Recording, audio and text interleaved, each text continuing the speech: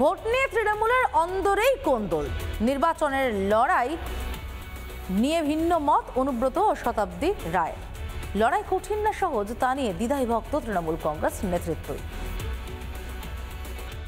বিধানসভা অনুযায়ী পার বুথ থেকে 15 জন করে ডাকুন, কারণ আপনারাই কারিগর ঠিক করেন, আপনারাই মেন কারিগর। সবাই একটি হন, কোনো ঝগড়াঝাটি যদি থাকে আপোষে মিটিয়ে নিন, কোনো রকম ঝগড়াঝাটি দেখাবেন না। এই ভোট খুব টাফ, প্রত্যেকটা নির্বাচনই কঠিন।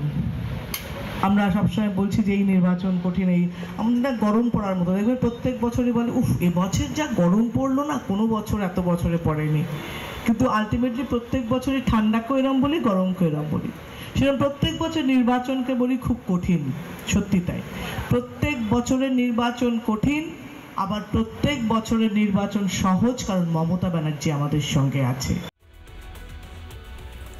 বর্তমান মেডিকেলের হস্টেলের ভিতরে মদ বিক্রি, অধ্যক্ষের কাছে অভিযোগ ছাত্রদের।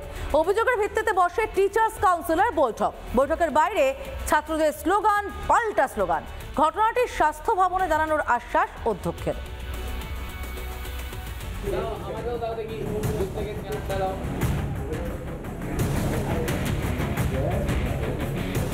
এই ভিডিওটি বর্ধমান মেডিকেল কলেজের বয়েজ হোস্টেলের। কলেজের অনুষ্ঠানের দিনই হোস্টেল থেকে মদ বিক্রির অভিযোগে সরগরম বর্ধমান মেডিকেল কলেজ। ভিডিও প্রকাশ করে মেডিকেল কলেজের প্রিন্সিপালের কাছে অভিযোগ ছাত্রদেরই একাংশের। 20 তারিখ এবং 21 তারিখ সেপ্টেম্বর মাসের যে স্পন্দন অনুষ্ঠান হয়, সেখানে বয়েজ হোস্টেল 1 রুম নম্বর 7 থেকে অনৈতিক এবং অবৈধ উপায়ে মদ বিক্রি করা হয়েছিল। প্রমাণ নিয়ে আমরা ম্যামের কাছে একটা অভিযোগপত্র জমা দিই।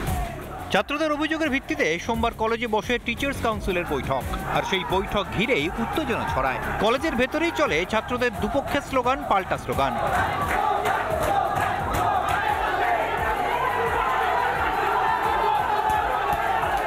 বহিরাগতদের ও কলেজে বিশৃঙ্খলা তৈরি করা ছাত্রদের বিরুদ্ধে কড়া পদক্ষেপ দাবি অপর পক্ষের। কলেজে সুস্থ শান্তির পরিবেশ ফিরিয়ে দিতে হবে, অসাধু লোকজনদেরকে বের করতে হবে, সত্য এবং সততার সাথে কলেজ চলবে। এখানে লোকেরা ডাক্তার হতে এসছে, রেপিস্ট, ক্রিমিনাল বা সেক্সুয়াল অ্যাসল্টার নয়। ইতিমধ্যেই ঘটনার তদন্তে তৈরি হয়েছে ফ্যাক্ট ফাইন্ডিং দল। বৈঠকের শেষে সেই কমিটির রিপোর্ট স্বাস্থ্য ভবনে পাঠানোর কথা জানিয়েছেন অধ্যক্ষ। ফ্যাক্ট ফাইন্ডিং কমিটি এগুলো যেগুলো নিয়ে এসছে সেগুলো কনক্লুসিভ দিতে পারেননি, দেবার কথা নয়। এগুলো আমাদেরকে হয়তো বাইরে পাঠাতে হতে পারে, যা যা আমাদের ক্লিপিংস আছে। সেই জন্য আমরা এই একটা রেকমেন্ড করব, এখনো হয়নি করা, সেটা আমরা স্বাস্থ্য ভবনে পাঠাবো। হোস্টেলে মদ বিক্রির অভিযোগের ভিডিও সমাজ মাধ্যমে পোস্ট করে সরব হয়েছেন প্রাক্তন বিজেপি সাংসদ দিলীপ ঘোষ। আরজি করে অভয়াকে ধর্ষণ করে খুনের পরে রাজ্যের সরকারি মেডিকেল কলেজ হাসপাতালগুলির অব্যবস্থার ছবি প্রকাশ্যে এসেছিল। থ্রেড কালচার থেকে নেশার আসর বাদ যায়নি কিছুই। বর্তমান মেডিকেলের ছাত্রদের দেওয়া এই ভিডিও আরও একবার প্রমাণ করে দিল ঘুঘুর বাসা এখনো অক্ষত। বর্ধমান থেকে সন্তোষ দাসের রিপোর্ট, রিপাবলিক বাংলা। বিভিন্ন রাজ্যের নানা ধরনের কন্টেন্ট দেখার জন্য লাইক করুন, শেয়ার করুন আমাদের ফেসবুক পেজ, সাবস্ক্রাইব করুন আমাদের ইউটিউব চ্যানেল। পাশাপাশি অন্যান্য ব্রেকিং নিউজের জন্য অবশ্যই চোখ রাখুন রিপাবলিক বাংলায়।